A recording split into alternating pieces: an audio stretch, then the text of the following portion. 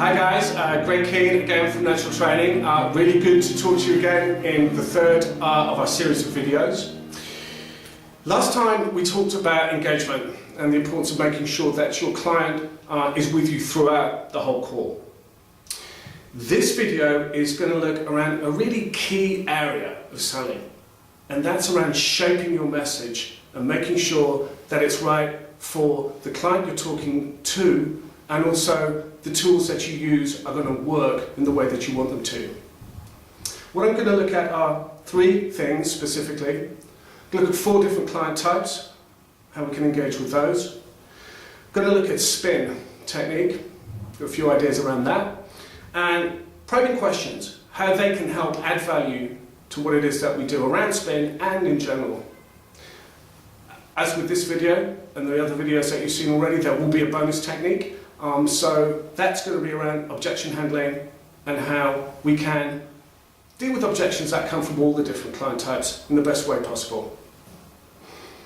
Okay, so let's begin with personality types. Selling is around making sure that you interact with your client in a way that they find stimulating and motivational.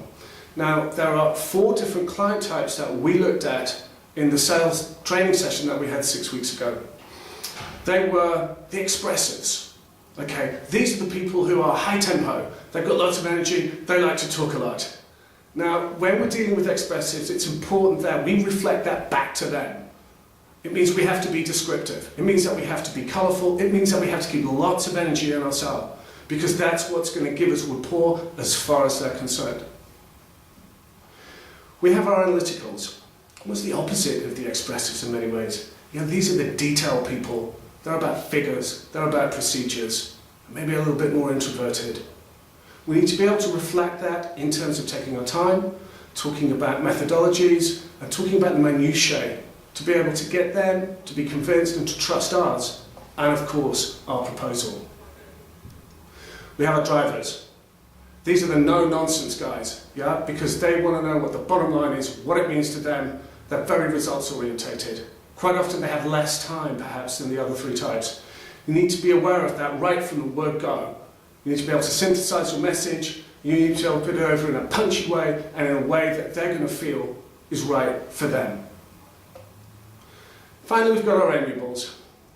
As with all of the different client types, personality types, you know the clues in the title. Amiables, they're the nice guys, they're the people. They'll have quite long conversations with you, and access will be given quite willingly. Just be aware of these people though, when dealing with your amiables, that it might be a little difficult sometimes to keep on track with them, so just make sure that you have an agenda and that you're pushing your points forward, because it's easy to lose focus with amiables. So there are 4 client types. Something that could work with all the client types, and I know you're using already, is spin. Now, what I don't want to do in this video is to go through the minutiae of spin, because we don't have the time. It stands for, as you know, situation, problem, implication, need. And it revolves around asking intelligent questions in those 4 areas. But you know what? I think the real boiled down important thing about spin is 2 things. We need to be able to get our client to feel the pain and then appreciate the gain. If we can do that, then we're doing what's at the heart of spin, and that's getting them to think about their situation and understand how we can help them. Finally, probing questions. Probing questions help the other questions that we use really do their job. So they are questions like, could you give me an example of that? What did that lead to? In your opinion, what does that mean? How did you feel about that? They just get extra flesh on the bones, and they can make our sales sound more conversational. Okay guys, so there are 3 ideas around personality types and how we can engage with them. What I also said I'd like to talk about is objection handling. One of the first things I got taught as a salesperson, and now I'm going back some years and I still use today, it's a 3-stage process when it comes to dealing with objections. It's called feel, felt, found.